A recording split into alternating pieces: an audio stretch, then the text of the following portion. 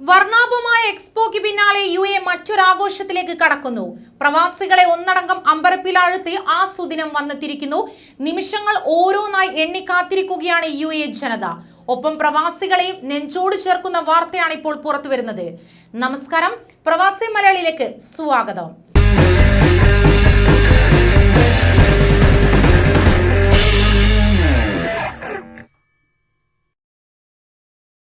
UAE സുവർണ jubilee ആഘോഷത്തിന്റെ count down തുടങ്ങിയിരിക്കുന്നു.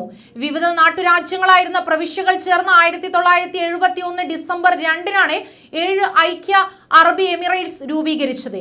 ഇപ്പോഴിതാ രാജ്യത്തിന്റെ 50-ാം വാർഷികാഘോഷത്തിന് സാക്ഷ്യം വഹിക്കാൻ സ്വദേശികളെയും വിദേശികളെയും അധികൃതർ ക്ഷണിച്ചു. പൊതുജനങ്ങളെയും ഉൾപ്പെടുത്തിയാണ് ഇത്തവണത്തെ ആഘോഷങ്ങൾ അരങ്ങേറുന്നത്. ഘോഷയാത്രയിലും പരമ്പരാഗത ഉത്സവങ്ങളിലുമെല്ലാം വിദേശികളുടെ സാന്നിധ്യമുണ്ടാകും.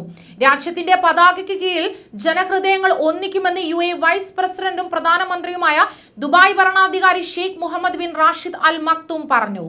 50 വർഷത്തെ ചരിത്രം 50 ദിവസങ്ങളിലെ ആഘോഷങ്ങളിൽ പ്രതിഫലിക്കും. എമിറേറ്റുകളുടെ ലയനം ഹൃദയങ്ങളുടെ ഐക്യപ്പെടലാണ്. ജനങ്ങൾ ഒരു പതാകയ്ക്കും ഒരു പ്രസിഡന്റിനും ഒരു നിയമത്തിനും കീഴിൽ അണിനിരക്കുമെന്നും ഷെയ്ഖ് മുഹമ്മദ് പറഞ്ഞു.